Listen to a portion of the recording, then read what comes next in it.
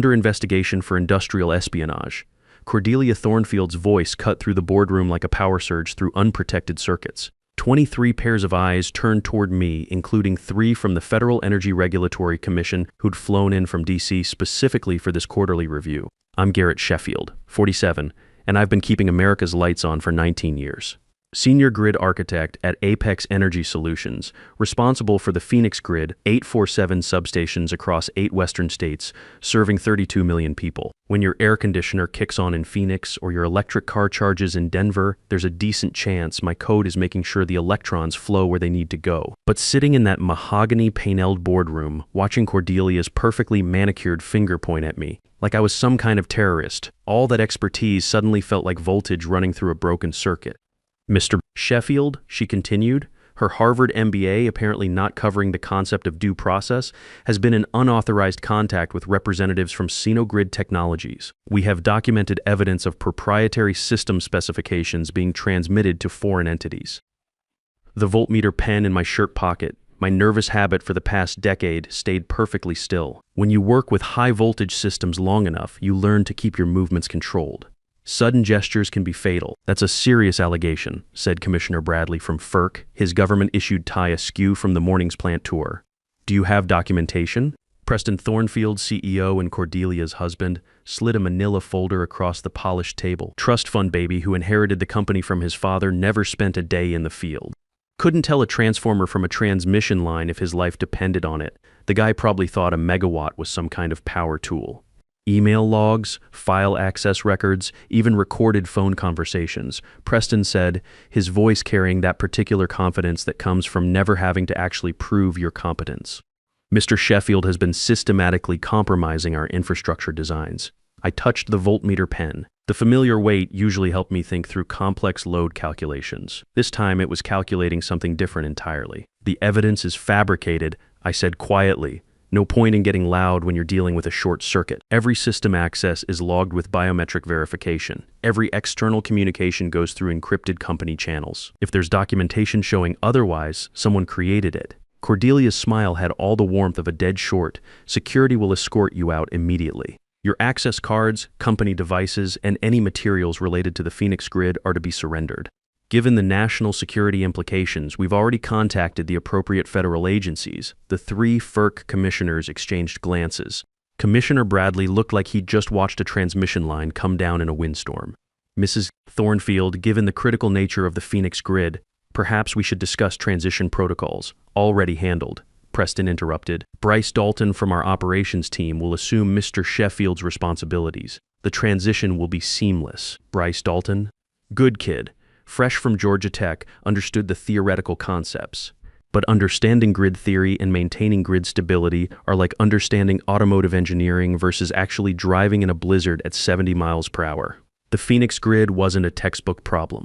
It was 19 years of accumulated knowledge, workarounds, and hidden vulnerabilities that existed in exactly one place, my head. And in about 72 hours, they were going to find that out the hard way. See, here's what they didn't know. When you've watched one blackout cascade across the eastern seaboard because someone missed a single relay protection setting, you develop what we call defense in depth. The Phoenix Grid had multiple redundancy systems, fail-saves, and emergency protocols. Standard stuff that any competent engineer would implement. What wasn't standard was the dead man switch I'd installed 18 months ago. Not because I was planning some elaborate revenge fantasy. Because I'd seen too many critical systems get handed off to people who thought grid management meant adjusting the brightness on their phone. The dead man switch was simple. Every 72 hours, I had to enter a specific authentication sequence, or the grid would automatically transfer to what we called conservative mode. Load shedding, reduced capacity, minimal risk of cascading failures, safe but expensive. Very expensive. I stood up slowly. The way you move around energized equipment, I'll need to speak with legal before surrendering any materials. There are NERC compliance issues, federal regulations regarding critical infrastructure. Security is waiting outside. Cordelia cut me off. This meeting is over. The escort was professional but firm. 2 guards in cheap suits who probably thought a megawatt was some kind of power tool. They watched me clean out my desk, confiscate my laptop, and deactivate my access cards. Standard corporate termination protocol, executed by people who had no idea they'd just removed the one person who could prevent a regional blackout.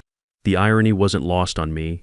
They were so worried about me compromising the grid, they'd just compromised it themselves. I drove home in my pickup truck, a 2018 Ford F-150 that I'd paid off 2 years early, thinking about what came next. My house sits on a quiet street in Colorado Springs.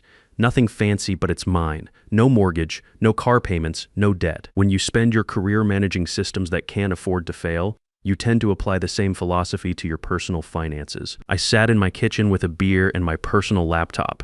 Not the company-issued machine they'd confiscated, but my own system with enough processing power to run grid simulation software. The first call was to Miranda Cross, the best energy law attorney in Colorado. Miranda had handled my divorce 3 years ago, knew enough about my work to understand the stakes. They terminated you during a federal compliance review. Miranda's voice carried the incredulity of someone who'd seen corporate stupidity, but never quite at this level.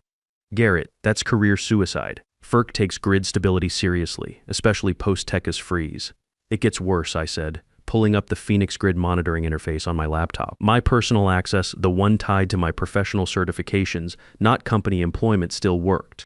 They've assigned grid management to someone with 18 months experience, and there's something else. I explained the dead man's switch. Miranda was quiet for a long moment, probably calculating the legal implications of what I just told her. How long until it activates? I checked the countdown timer displayed on my screen. 67 hours, 14 minutes. Can you override it remotely? Not without company system access.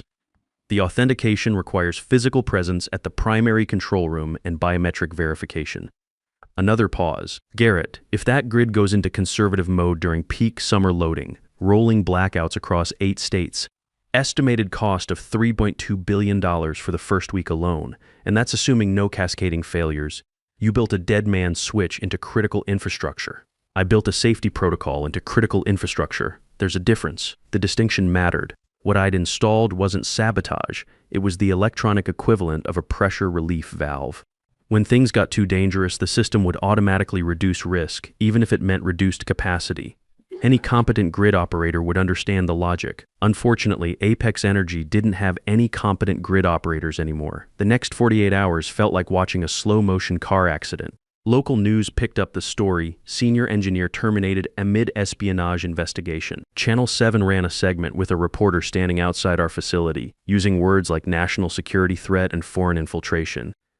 The financial markets noticed too. Apex Energy stock dropped 11% as investors tried to figure out what national security implications meant for a power company. I monitored the grid status from home, watching load factors and system stability through my professional certification access. Everything looked normal. Peak summer demand, but well within operational parameters.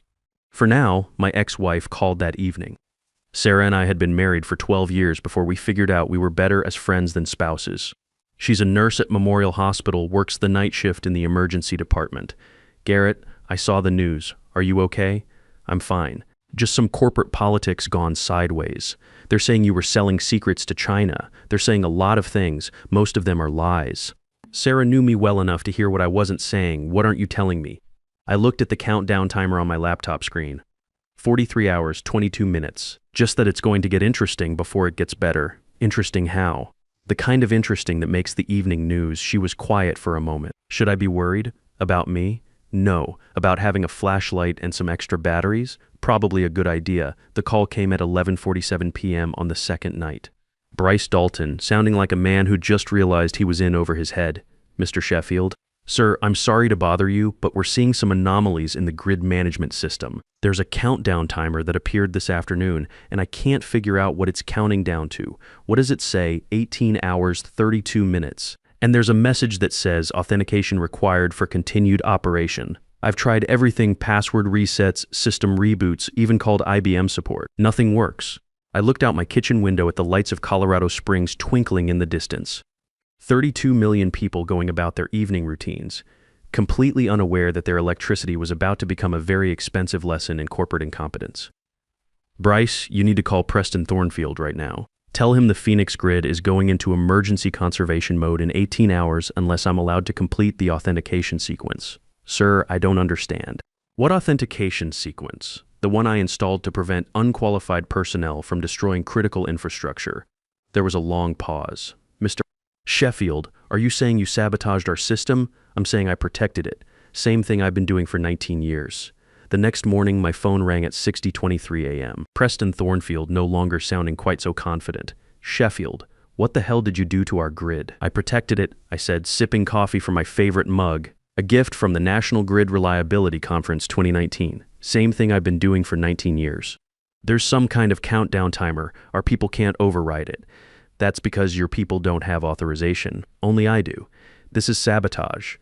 I'm calling the FBI, please do. Make sure you mention that you fired the grid architect during a federal compliance review and handed critical infrastructure management to someone with less experience than a community college intern." Preston hung up. My phone immediately rang again. This time it was Agent Sloan Fitzgerald from the FBI's Critical Infrastructure Protection Unit. "Mr. Sheffield, we need to talk." 2 hours later, I was sitting in the FBI's Denver field office explaining grid architecture to 3 agents who looked like they'd rather be chasing bank robbers. The conference room smelled like stale coffee and government-issued anxiety. "So this dead man switch," Agent Fitzgerald said, consulting his notes, "it's not actually a weapon, it's a safety protocol, correct? When activated, the grid shifts to conservative operational mode, reduced load capacity, increased safety margins, minimal risk of cascading failures. But it would cause blackouts, rolling blackouts, controlled, temporary, with advance warning to critical facilities like hospitals and emergency services. Much better than uncontrolled cascading failures that could last weeks." Agent Fitzgerald nodded slowly. He was maybe 40, looked like he'd spent time in the military before joining the Bureau. At least he understood the concept of defensive measures. "And the espionage allegations?" I slid a folder across the table. "Complete communication logs from my personal devices. Every email, every phone call, every text message for the past 6 months. I've also prepared a detailed technical analysis showing how the fabricated evidence was created. The evidence was beautiful, really. Simple digital forensics that any competent investigator could follow. The fabricated emails had metadata inconsistencies. The recorded phone conversations had audio artifacts that proved they'd been edited. The file access logs showed entries during times when I was provably elsewhere, backed up by security cameras and credit card transactions. Someone had gone to a lot of trouble to frame me. Someone with enough technical knowledge to create convincing fake evidence, but not quite enough to make it perfect. "There's something else," I said, producing a second folder, financial records showing unusual international wire transfers from Apex Energy accounts, payments to shell companies with connections to foreign technology firms. Agent Fitzgerald opened the folder, his expression growing increasingly interested as he scanned the documents. "Where did you get this?" "Public records mostly. SEC filings, international banking records, available through FOIA requests. When you actually look for real financial crimes, they're not that hard to find. I'd spent the past 48 hours doing what I do best, analyzing systems and finding the weak points. Apex Energy's financial system had more holes than a substation after a lightning strike. Wire transfers to companies that existed only on paper. Invoices for services never delivered. Consulting fees paid to entities with no apparent expertise, and all of it traceable back to accounts controlled by Cordelia Thornfield. "Mr. Sheffield," Agent Fitzgerald said, "we're going to need you to walk us through this analysis. But first, about this countdown timer." I checked my watch. 11 hours, 47 minutes until activation. "Can you stop it?" "Not remotely. The authentication protocol requires physical presence at the primary control room, biometric verification in a specific sequence that only I know, and if you don't, 32 million people find out what happens when you put unqualified people in charge of critical infrastructure." The agent's phone buzzed. He glanced at it, then looked up with a grimmer expression. "Mr. Sheffield, I just got word that Apex Energy's stock is down 23% and the Department of Energy is asking questions. How serious are the potential consequences?" "Serious enough that hospitals are already switching to backup power. Serious enough that the mayor of Phoenix is calling for emergency preparedness briefings. Serious enough that your boss is probably getting calls from people who don't usually call the FBI unless democracy is ending." Agent Fitzgerald closed his notebook. "We need to move fast on this investigation. I know, that's why I documented everything." The countdown timer hit 0 at 3:17 p.m. on a Tuesday afternoon. I was back in the FBI's Technical Operations Center, watching the Phoenix grid status displays alongside a room full of federal agents and Energy Department officials. The transition was exactly as designed, controlled, gradual, and safe and expensive. The first rolling blackouts started in Phoenix at 3:45 p.m., 20-minute intervals rotating through different districts to prevent system overload. Traffic lights went dark in coordinated patterns. Strip malls lost power in sequence. Residential neighborhoods found themselves cycling between electricity and emergency conservation mode. By 4:30 p.m., similar patterns were rolling across Nevada, Colorado, and New Mexico. The grid was protecting itself the only way it knew how, by reducing demand to safe levels, even if it meant inconveniencing millions of people. The financial markets noticed immediately. Apex Energy stock went into free fall, down 34% by market close. Emergency power companies saw their shares skyrocket as industrial customers scrambled for backup generation. Airlines started canceling flights as airports switched to limited operations. My phone rang at 5:15 p.m. Preston Thornfield sounding like a man watching his inheritance evaporate in real time. Sheffield, turn it off. Whatever you want, just turn it off. Can't do that from here, I said truthfully. Grid control requires physical presence and biometric authentication. Then get down here. Now, we'll give you whatever you want, your job back, a raise, stock options. I'm currently in federal custody, pending investigation of the espionage charges your wife filed against me. We can drop those charges. You can't drop federal charges, Preston. Only the FBI can do that. Agent Fitzgerald looked up from his computer screen. Mr. Sheffield, I think you'll be interested to know that we've traced those international wire transfers. Mrs. Thornfield has been receiving payments from Sinogrid Technologies for the past 18 months. The room went quiet except for the humming of government computers and the distant sound of phones ringing in other offices. Someone from the Department of Energy was on a conference call with utility executives across the western states, coordinating emergency response procedures. How much? I asked. $2,030 million, spread across 6 different accounts, all tied back to shell companies she established in Delaware and the Cayman Islands. I thought about Cordelia pointing that manicured finger at me, accusing me of espionage while she'd been selling actual infrastructure secrets for over a year. The hypocrisy would have been funny if it wasn't putting millions of people at risk. Agent Fitzgerald, I said, I think you'll want to move fast on this. Because if the grid stays in conservation mode much longer, we're looking at economic damage that makes corporate fraud seem like pocket change. How long can the system maintain this mode? Indefinitely. But every day costs the regional economy about $480 million. And if we get a heat wave or equipment failure while running at reduced capacity, I shrugged. Let's just say brownouts are a lot more manageable than total blackouts. The next morning, the FBI arrested Cordelia and Preston Thornfield on charges of bribery, money laundering, and conspiracy to defraud the United States government. Turns out selling American infrastructure designs to foreign companies is exactly the kind of espionage they'd been so worried about. I was cleared of all charges and reinstated with full authority over the Phoenix grid. The authentication sequence took exactly 4 minutes to complete, and the grid returned to normal operation by 11:30 a.m. The board of directors met in emergency session that afternoon. With both the CEO and his wife in federal custody, they needed someone who could actually run the company, someone who understood both the technical challenges and the regulatory environment, someone who wouldn't sell infrastructure secrets to foreign governments for pocket change. They offered me the position of Chief Infrastructure Officer, with operational authority over all grid management systems across the western region. The salary was $340,000, a 127% increase from my previous position, plus stock options, plus a seat on the technical advisory board, plus the kind of job security that comes from being the only person who actually knows how to keep the lights on. I accepted the transition took 3 weeks. 3 weeks of congressional hearings, regulatory reviews, and media interviews where I had to explain grid management to reporters who thought load balancing was something you did at the gym. The story had everything journalists love: corporate corruption, foreign espionage, critical infrastructure, and a regular guy who outsmarted the system.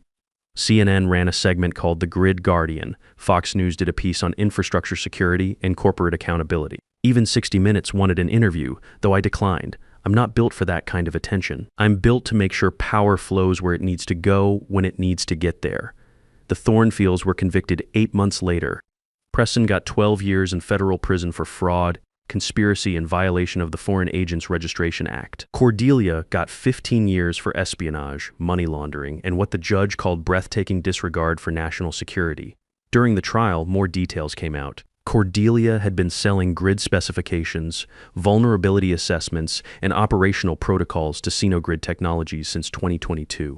The Chinese company had been paying premium prices for information about American power infrastructure, the kind of information that could be used to plan cyber attacks or identify critical weaknesses. The irony was perfect. They'd accused me of espionage while actually committing espionage themselves. Classic projection from people who assumed everyone else was as corrupt as they were. Apex Energy was restructured under new management with a renewed focus on actual competence rather than inherited privilege. The board brought in people who understood that infrastructure isn't a game, it's the foundation that everything else depends on.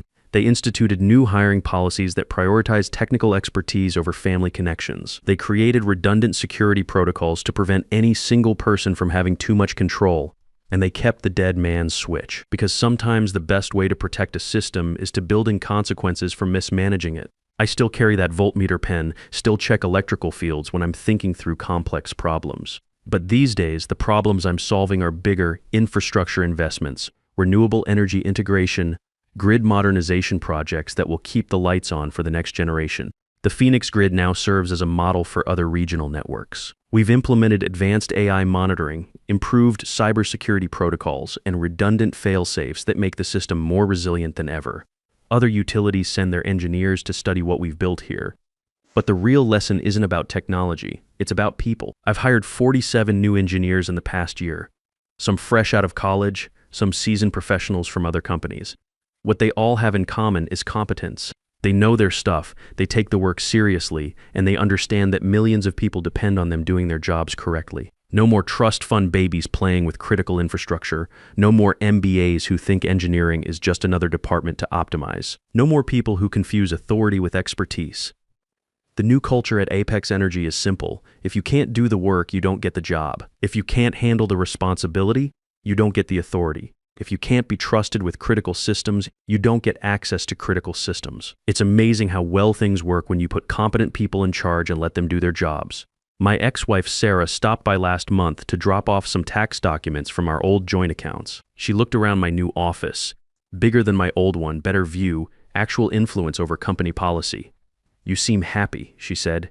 "Content?" I corrected. "There's a difference." "What's the difference?" "Happy is an emotion. Content is a state of being. Happy comes and goes. Content is what you get when your work matters and you're good at it." She smiled.